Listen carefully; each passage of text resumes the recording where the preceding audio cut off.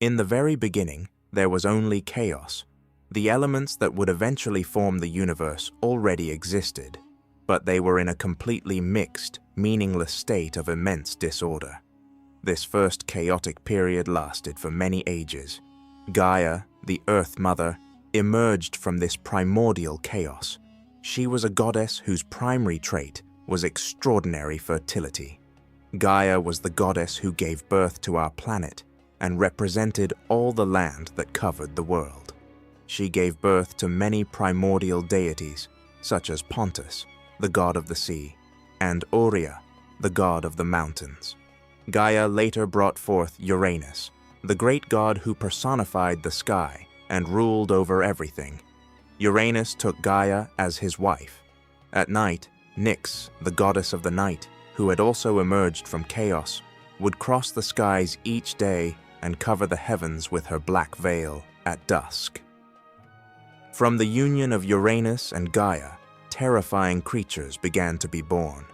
The Titanomachy, beings with hundreds of arms and many heads, and the powerful one-eyed Cyclopes.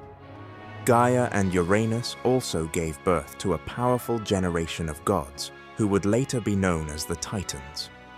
Uranus feared that these powerful children he had fathered would one day dethrone him, so he cast all of them into Tartarus, the dark depths of the underworld.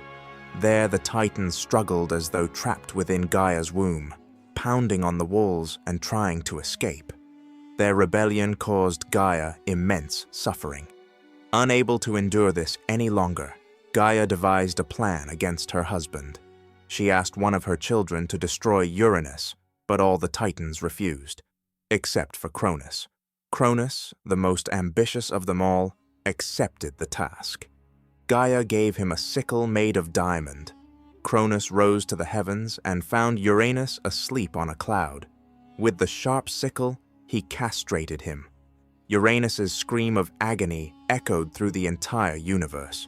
The sky turned bright red with his blood. His severed genitals fell into the sea, and from this fertile remnant, many new goddesses were born in the water. Cronus returned victorious and freed his siblings. He was hailed as a hero and declared the new ruler of the universe. However, he did not release the Titanomachy or the Cyclopes, as he found them too dangerous. They remained in Tartarus. After ascending the throne, Cronus heard a prophecy from the ghost of his father. Just as Uranus had been overthrown by his own son, Cronus too would one day lose his throne because of his own child. Cronus ruled with titanic strength, but the prophecy tormented him endlessly. His wife, Rhea, was a beautiful and beloved Titaness. When their first child, Hestia, was born, Cronus's fear turned into a monstrous impulse. Believing he saw his future downfall in the child's eyes, he swallowed her the moment she was born. Rhea experienced the same tragedy with each birth. After Hestia, Cronus also swallowed Hera, Demeter, and Hades as soon as they were born.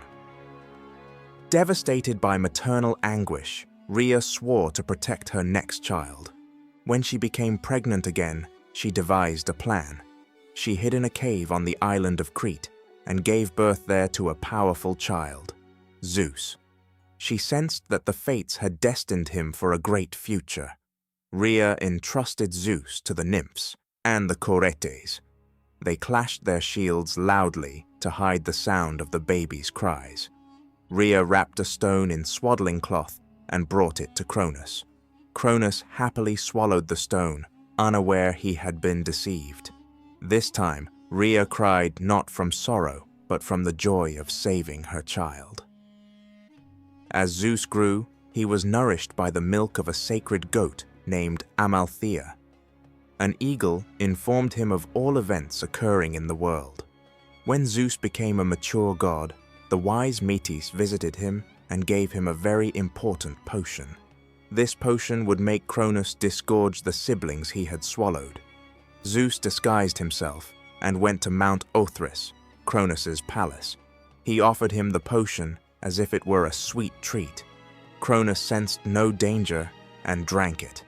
But soon he felt unbearable nausea, and the Titan vomited out Hestia, Hera, Demeter, Hades, and Poseidon, one by one. They were all already adults and thirsting for revenge. Cronus also regurgitated the stone he had swallowed. Zeus took command of his siblings and launched the great rebellion that would change the fate of the universe. The gods established their base on Mount Olympus. The Titans gathered on Mount Othrys under Cronus's leadership. Thus began the Titanomachy, the War of the Titans. The Titans gained initial advantage with their physical strength. In response, Zeus descended into Tartarus and freed the Cyclops. Grateful for their liberation, the Cyclops forged legendary weapons for the gods. For Zeus, the thunderbolt. For Poseidon, the trident. For Hades, the helmet of invisibility. Armed with these weapons, the gods began to counter the Titans. The war lasted 10 years. Mountains were hurled, the heavens trembled. At last, Zeus also freed the Hecatonchires from Tartarus. The entry of the 100-armed giants into the battle caused panic in the Titan army. Zeus gathered his most powerful thunderbolt and hurled it at Cronus's head. The blow shook the universe and ended the war. The Titans were defeated and chained in Tartarus for eternity. The Hecatonchires became their guardians. Atlas, the commander of the Titan army, was given a special punishment: to carry the celestial sphere on his shoulders forever. After the victory, a new order began in the universe. Under Zeus's leadership, the Olympian gods became the absolute rulers of all creation. See you in the next episode. Don't forget to like my video and subscribe. With respect,